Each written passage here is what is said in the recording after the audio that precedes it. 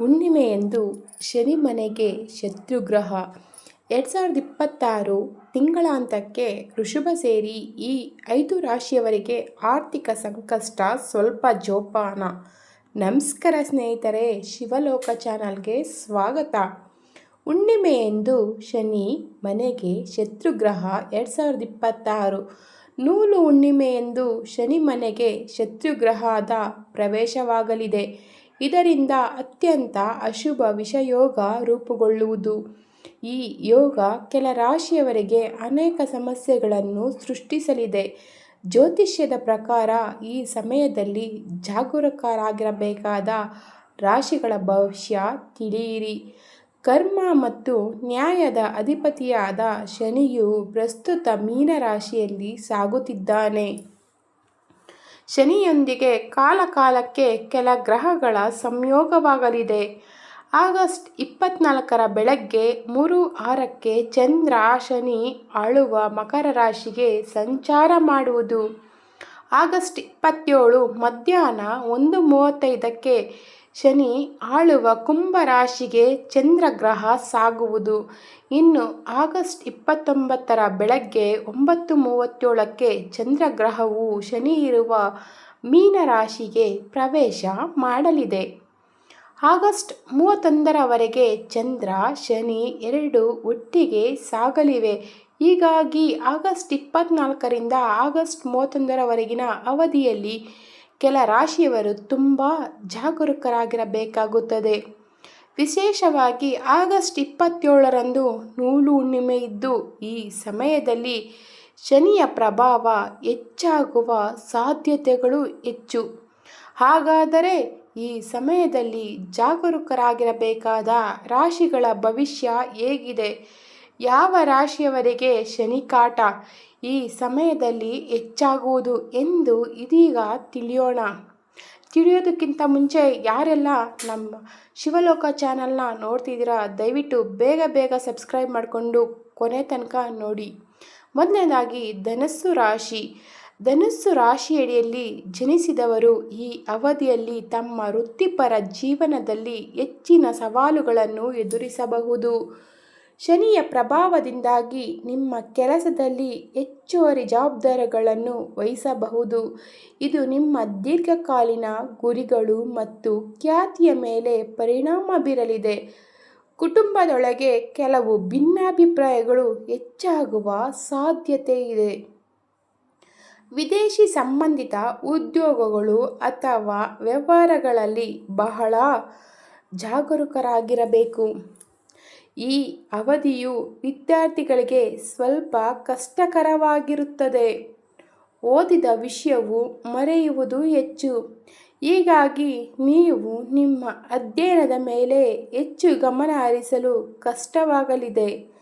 ನಿಮ್ಮ ಪ್ರೇಮ ಜೀವನದಲ್ಲಿ ಸ್ವಲ್ಪ ಜಾಗರೂಕತೆಯಿಂದ ಇರಿ. ಎರಡನೇದಾಗಿ ಕಟಕ ರಾಶಿ. ಕಟಕ ರಾಶಿಯ ಜನರು ನೂಲು ಹುಣ್ಣಿಮೆಯಿಂದ ಜಾಗರೂಕರಾಗಿರಬೇಕಾಗುತ್ತದೆ. ಯಾಕೆಂದರೆ ಯಾವುದೇ ಹಣಕಾಸಿನ ಆತುರದ ನಿರ್ಧಾರಗಳನ್ನು ತೆಗೆದುಕೊಳ್ಳುವುದನ್ನು ತಪ್ಪಿಸಬೇಕು. ಯಾಕೆಂದರೆ ಆತುರದ ನಿರ್ಧಾರಗಳಿಂದಾಗಿ ದೊಡ್ಡ ನಷ್ಟಗಳನ್ನು ಎದುರಿಸಬಹುದು. ಮಾತ್ರವಲ್ಲದೆ ಕೆಲಸದಲ್ಲಿ ಸಂಭಾಷಣೆಗಳಲ್ಲಿ ಹೆಚ್ಚುವರಿ ಎಚ್ಚರಿಕೆ ಅಗತ್ಯವಾಗಿರುತ್ತದೆ. ನಿಮ್ಮ ಮಾತು ವಾದ ವಿವಾದ ಜಗಳಗಳಿಗೆ ಕಾರಣವಾಗಬಹುದು. ಈ ಅವಧಿಯು ನಿಮಗೆ ಜೀವನದ ಸಂಕಷ್ಟದ ಬದಿಯನ್ನು ತೋರಿಸಬಹುದು. ಕಚೇರಿಯಲ್ಲಿ ನೀವು ಸಾಕಷ್ಟು ಒತ್ತಡಕ್ಕೆ ಒಳಗಾಗುವುದರಿಂದ ಮನಸ್ಸು ಶಾಂತವಾಗಿರಲಿ. ತಾಳ್ಮೆಯನ್ನು ಕಾಯ್ದುಕೊಳ್ಳುವುದು ಮುಖ್ಯ. ಆದರೂ ಶನಿದೇವ ನಿಮ್ಮ ಮನಸ್ಸಿನ ಶಾಂತಿಯನ್ನು ಭಂಗಗೊಳಿಸುತ್ತದೆ. ಜೊತೆಗೆ ವ್ಯವಹಾರದ ವಿಷಯದಲ್ಲಿ ನಿರೀಕ್ಷಿತ ಲಾಭಗಳು ಬರದಿರಬಹುದು ಮತ್ತು ನಷ್ಟಗಳು ಹೆಚ್ಚಾಗಬಹುದು. ನಿಮ್ಮ ವೆಚ್ಚಗಳು ಅನಿರೀಕ್ಷಿತವಾಗಿ ಹೆಚ್ಚಾದಂತೆ ನಿಮ್ಮ ಉಳಿತಾಯವು ಆವಿಯಾಗಲು ಪ್ರಾರಂಭಿಸುತ್ತದೆ.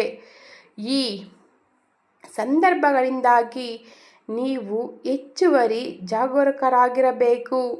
ವೆಚ್ಚಗಳು ಮತ್ತು ಆದಾಯದ ನಡುವೆ ಸಮತೋಲನವನ್ನು ಕಾಯ್ದುಕೊಳ್ಳಲು ನೀವು ಕಷ್ಟಪಡಬೇಕು. ಈ ಒತ್ತಡಗಳು ನಿಮ್ಮ ಆರೋಗ್ಯದ ಮೇಲೂ ನಕಾರಾತ್ಮಕ ಪರಿಣಾಮ ಬೀರಬಹುದು. ಜಾಗ್ರತೆ. ಮೂರನೇದಾಗಿ ಸಿಂಹರಾಶಿ.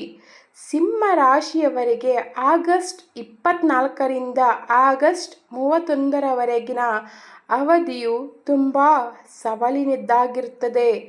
ಶನಿ ಚಂದ್ರ ಸಂಯೋಗವು ಸಂಬಂಧಗಳಲ್ಲಿ ಸಮಸ್ಯೆಗಳನ್ನು ಉಂಟುಮಾಡಬಹುದು.